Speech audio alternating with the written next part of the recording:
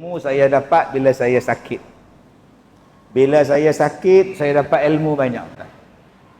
Tahun 97, saya mula-mula kena santau. Berubat merata-rata. Berata-rata saya belajar perubatan. Alhamdulillah, hari ini saya belajar tentang santau. Dan saya tahu serba sedikit tentang santau.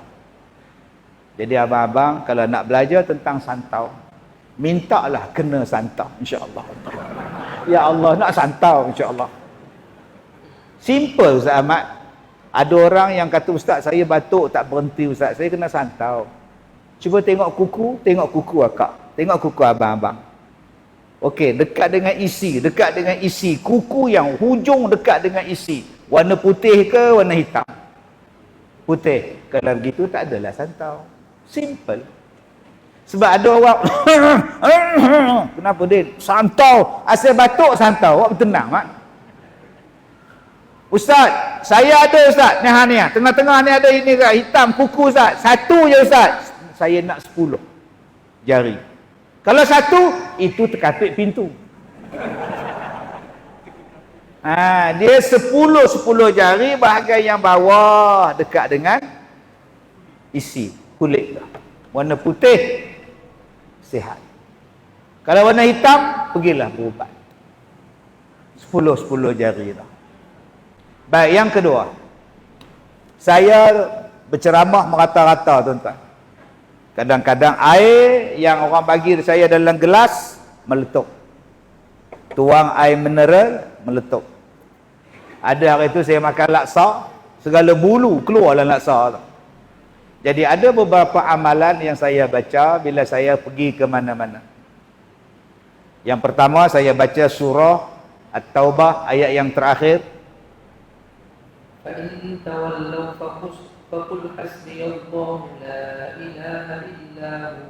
Ayat yang kedua terakhir. لَقَدْ جَاءَكُمْ رَسُولٌ مِّنْ أَنفُسِكُمْ عَزِيزٌ عَلَيْهِ مَا عَنِتُّمْ Harisun. حَرِيصٌ عَلَيْكُمْ بِالْمُؤْمِنِينَ رَءُوفٌ رَحِيمٌ. فَإِن تَوَلَّوْا فَقُلْ حَسْبِيَ اللَّهُ لَا إِلَهَ إِلَّا هُوَ عَلَيْهِ تَوَكَّلْتُ وَهُوَ رَبُّ الْعَرْشِ الْكَرِيمِ. Ayat tu saya baca bila saya duduk dalam kereta.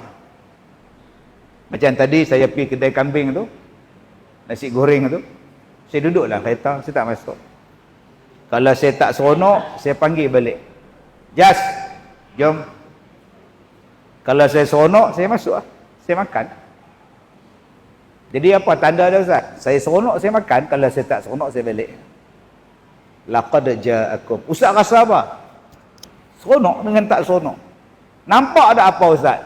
Saya baca ayat Al-Fatihah, saya baca ayat kursi, saya baca surah tadi. Nampak tak? Tak pernah nampak. Sekali je nampak. Allah bagi buka mata remak hijab. Ada nampak benda besar tuan-tuan, buat benda tak elok depan.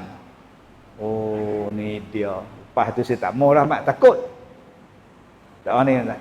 Yang banyak saya jumpa lembaga tu tinggi tu mat. Tinggi tiang tu. Tangan macam tu. Duduk lagu tu. Nampak takut. Bawah dia ada angin. Masya Allah. Memang pakai pelaris betul tuan-tuan. Selalu depan sisi minyak. Kadang-kadang dia lembik tengkok tak patah. Kesian. Tak guna betul ustaz ni tuan-tuan ni. Yang kedua paling simple. Ni dia saya nak ajar. Ambil ijazah ni paling simple. Bila kita nak minum rumah kenduri ke apa, kedai makan ke, baca doa.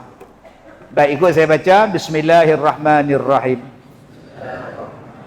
Minha khalaqnakum wa fiha nu'idukum wa minha nukhrijukum taratan ukhra.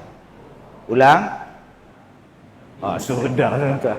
Lagi sekali. Minha khalaqnakum wa fiha nu'idukum wa minha nukhrijukum taratan ukhra. Jadi kalau Allah jaga kita, insya-Allah benda ni tak elok pecah ke apa. Ustaz, macam mana nak pecah? Dia guna pinggan plastik Ustaz. Kadang-kadang dia tertumpah, kadang-kadang dia keluar benda tak elok. Jadi tinggalkanlah. Bayar elok-elok, balik. Jadi saya amalkan, saya ijazahkan bacaan doa ni atas amalan saya.